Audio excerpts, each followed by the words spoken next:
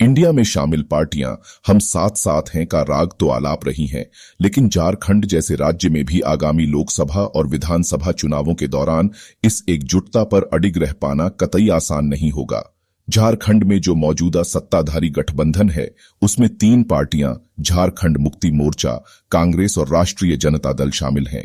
वर्ष 2019 में हुए लोकसभा और विधानसभा चुनाव में इन तीनों ही पार्टियों ने आपस में सीटों का बंटवारा किया था। अब नवगठित इंडिया अगर झारखंड में एक साथ चुनावी मैदान में जाने का संकल्प लेता है, तो गठबंधन की छतरी के नीचे आने वाली पार्टियों की संख्या 3 से बढ़कर 5 से 6 हो जाएगी और तब सीटों की हिस्सेदारी दावेदारी का सवाल बेहद चुनौतीपूर्ण हो जाएगा। राज्य के मौजूदा सत्ताधारी गठबंधन में नीतीश कुमार की पार्टी जदयू और वाम पार्टियों की कोई हिस्सेदारी नहीं है। राज्य में फिलहाल जदयू का कोई विधायक नहीं है, जबकि वामपंथी दलों में से सीपीआई-एमएल का मात्र एक विधायक है। नए गठबंधन इंडिया के भीतर जदयू और वाम पार्टियां भी लोकसभा और विधानसभा सीटों पर दावेदारी पेश करेंगी। राज्य में लोकसभा की 14 सीटें हैं, जिनके बंटवारे के लिए इंडिया के घटक दलों के बीच सर्वसम्मत फार्मूला बना पाना बेहद टेढ़ी खीर होगा।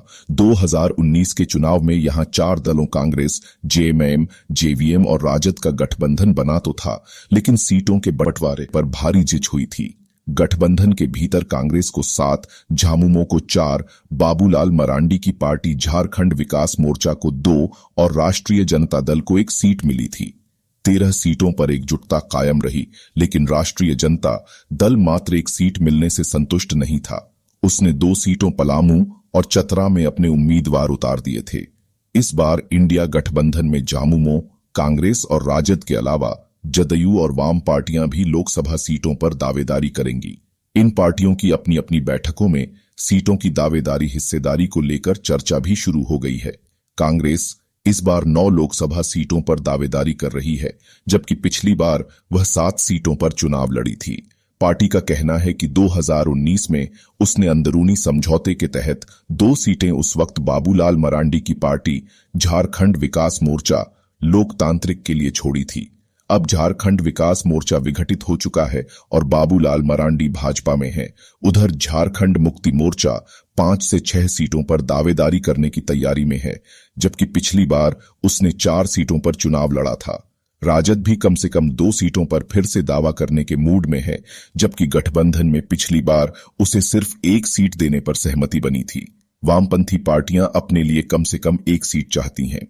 उनका दावा हजारीबाग सीट पर सबसे ज्यादा है, जहां से वर्ष 2004 में सीपीआई के भुवनेश्वर प्रसाद मेहता सांसद रह चुके हैं। बताते हैं कि भाकपा के राष्ट्रीय महासचिव डी राजा ने इस बार हजारीबाग से चुनाव लड़ने की इच्छा जता दी है। इधर जदयू नेताओं और प्रदेश कमेटी की हाल के दिनों में बड़ी सक्रियता बता रही है कि वह झारखंड में गठबंधन के भीतर अपने लिए लोकसभा की सीट चाहेगी। वह हजारीबाग, कोडरमा और गिरिडीह सीट पर दावेदारी के मूड में है। इसके लिए वह राज्य में अपने पुराने जनाधार और जातीय वोट बैंक का हवाला देगी। हालांकि यह तय माना जा रहा है कि जदयू की दावेदारी का वजन बहुत ज्यादा नहीं होगा। सीटों के बंटवारे में सबसे ज्यादा जिच कांग्रेस और झामुमो के बीच ही होगी। चाईबासा और हजारीबाग ये 2 लोकसभा सीटें ऐसी हैं जिन्हें लेकर इन दोनों पार्टियों के बीच सबसे ज्यादा खींचतान होगी। चाईबासा सीट फिलहाल कांग्रेस के कब्जे में है, वहां से गीता कोड़ा सांसद हैं। इसके बावजूद झामुमो इस सीट पर अभी से दावा कर रहा है। पार्टी की जिला कमेटी ने इस आशय का प्रस्ताव पारित कर सेंट्रल कमेटी को भेजा है।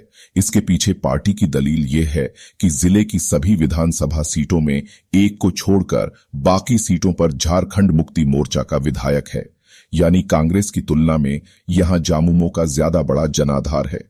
कांग्रेस सांसद गीता कोड़ा ने झामुमो की इस मांग पर विरोध दर्ज कराया है।